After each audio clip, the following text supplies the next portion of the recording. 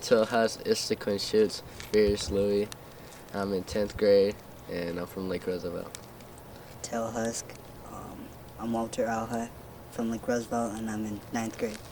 Before settlers arrived, central Washington, parts of British Columbia, Oregon, and Idaho were home to indigenous people from 12 distinct tribes, who would eventually make up the Confederate tribes of the Colville Reservation. They thrived by fishing and trading, particularly at a place called Kettle Falls. For centuries, the tribes lived in harmony with nature. Fishing and trading both central to their way of life, and Kettle Falls was the gathering place for many. In the early 1800s, everything began to change. Settlers arrived. Attracted by the fur trade, the indigenous people were known to be the skilled hunters and trappers, and soon a man named Simpson established Fort Colville near Kettle Falls, turning it into a fur trading post. The name Colville came from a British businessman, Andrew Wedderburn Colville, who had never been to America, but over time, the indigenous people of the region became known as the Colville tribes. By the mid-1800s, life for these tribes continued to change drastically. In 1846, a boundary was drawn between the U.S. and Canada, dividing the tribes' lands. U.S. officials, including Washington Governor Isaac Stevens, began negotiating treaties with indigenous people. In 1855, tribes in the Plateau region were pressured into signing treaties that moved them onto reservations. This led to dissatisfaction and conflict, including the Yakima War in 1855 and the Nez Perce War in 1877. On April 9, 1872, President Ulysses S. Grant established the Colville Indian Reservation, a massive 3 million acre tract of land. However, just 3 months later, this land was reduced to its present-day size. This was only the beginning. Over the years, the tribes saw their land reduced further as the U.S. government opened parts of the reservation to settlers and resource extraction. Another reservation, the Moses Columbia Reservation, was established in 1879. But like other reservations, it too faced challenges. In 1892, the northern half of the Colville Reservation was ceded to the U.S. government. Although the tribes agreed to vacate this land for $1.5 million, Approximately $1 per acre. the government took 14 years to make the payments. Land ownership and natural resource management remain complex issues for the Colville tribes today. Trust land, fee land, mineral rights, all these factors play a role in how tribal lands are managed. Most native land is held in trust, meaning the U.S. government holds the legal title, but the tribes have the beneficial interest. This creates challenges when tribes want to develop or use their resources. Within the Colville Reservation, land ownership is classified mainly into two categories, trust land and fee land, each with distinct implications for tribal governance and resource management. Trust land is held in trust by the U.S. government for the benefit of the tribe. The federal government maintains legal title to this land, while the tribes enjoy beneficial ownership. This arrangement allows them to manage and develop the land.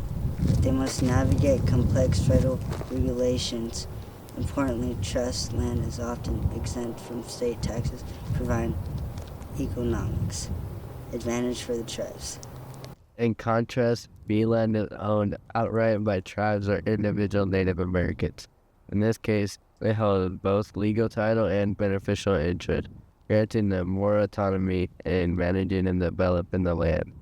However, fee land is subject to state and local laws, which can complicate governance and expose tribes to taxation. Additionally, the phenomenon known as checkerboarding complicates land management within the reservation. Checkerboarding refers to a pattern where trust land and fee land are intermingled. This creates challenges as tribal members may have different rights and responsibilities depending on the land status. This fragmentation can lead to difficulties in governance and resource management, making it challenging for tribal leaders to enforce laws uniformly across the reservations. Navigating these complexities is an ongoing part of the Colville tribe's efforts to assert their sovereignty and manage their resources effectively. Recent years, new laws like the Indian Mineral Development Act and the Tribal Energy Development and Self-Determination Act has given tribes more control over their land and resources. The Indian Mineral Development Act, or IMDA, was enacted in 1982. Its main goal is to promote the development of mineral resources on Native American lands. That's right. The IMDA allows the tribes to take charge of the mineral resources like coal, oil, and natural gas. This means they can negotiate contracts by resource extractions by matching these resources, and tribes can create jobs and generate revenue, which helps fund community projects and services. The Indian Tribal Energy Development and Self-Determination Act, or ITEDSA, this was passed in 2005. The ITEDSA empowers tribes to control energy development on their lands, including renewable energy sources like wind and solar. And one of the coolest parts is simplifies the federal approval process for energy projects. This makes it easier for tribes to get their projects up and running. This act really promotes self-determination. It allows tribes to decide how to use their energy resources, leading to economic independence and sustainability. All of these acts are super important for helping Native American tribes manage their resources and support their communities. These agreements allow tribes to negotiate directly with companies for resource development, giving them a greater say in how their lands are used. The relationship between the tribes and the state government continues to evolve. Under the Washington State Tribal Centennial Accord, the government works closely with the tribes to protect shared natural resources like fish and forests. Tribal treaty rights, especially those related to fishing, are key to preserving their cultural heritage. These rights were guaranteed in treaties signed in the mid-1800s, and the fight to continue those established rights are still being fought for today. The rich and storied history of the indigenous people in the Pacific Northwest is intertwined with the rivers, mountains, and forests of their ancestral homelands, and among these peoples are the Sinaiaks and Wenatchee tribes, whose culture and traditions have shaped the region for millennia. The Sinaiaks once thrived in vast territories stretching from the Trout Lake in the western shores of Kootenai Lake, and this land, rich in natural resources, was the lifeblood of the Sinaiaks. Fishing, particularly kettlefuls, provided sustenance.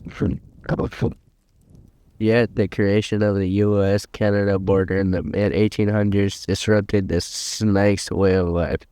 With their territory now divided, many Sinaiaks were displaced southward, eventually settling on the Colville Reservation, following its establishment in 1872. Then in 1956, a new tragedy struck. The Canadian government declared the Sinaiaks state, erasing their legal existence from the lands they had inhabited for thousands of years. But the Sinaiaks were never truly extinct. In 2010, Sinaiaks descendant Rick Digital undertook a historic journey north to his ancestors' traditional homeland, hunting an elk without a permit in British Columbia. This act of defiance sparked a decade-long legal battle with the Canadian government, a fight for the Sinaiaks people's recognition and their ancestral right to hunt on their lands. The case made its way through the courts, eventually reaching the Supreme Court of Canada. In 2021, the court sided with Digital, ruling that the Sinaiaks had never lost their rights to hunt on their traditional lands. Despite the Canadian government's declaration of extinction, the victory marked a turning point in the recognition of Indigenous rights across international borders. Further south along the Wenatchee and Icicle rivers, the Wenatchee people were also fighting to maintain their connection to their ancestral lands. The Wenatchee, an interior Salish tribe, shared close ties with neighboring tribes like the Intia, Chelan, and Metcalfe. Their lives revolved around the abundant fisheries of the region, which sustained their people for generations. Like the Sinaiaks, the Wenatchee faced displacement as settlers encroached on their lands. In 1855, a treaty was created, ceding most of the Wenatchee territory to the United States. In exchange, the Wenatchee were promised fishing and hunting rights, along with the creation of the Wenatchee Pond Fishery Reserve at the confluence of the Wenatchee and Ice Cold rivers. However, this reserve was never established. For a century, the Wenatchee continued to fight for their fishery rights. In 2003, a legal battle erupted when the Yakama Nation obtained an injunction to prevent Wenatchee fishing on Ice Cold Creek. The Wenatchee argued that their rights were protected under an 1894 agreement. After years of legal wranglings, the Ninth Circuit Court of Appeals finally affirmed the Wenatchee's fishing right in 2010. Today, the Colville tribes, like many other indigenous peoples, continue to fight for their land and resource rights. Through legal battles, negotiation, and self-determination, they are reclaiming their rightful place in this land they have called home for centuries.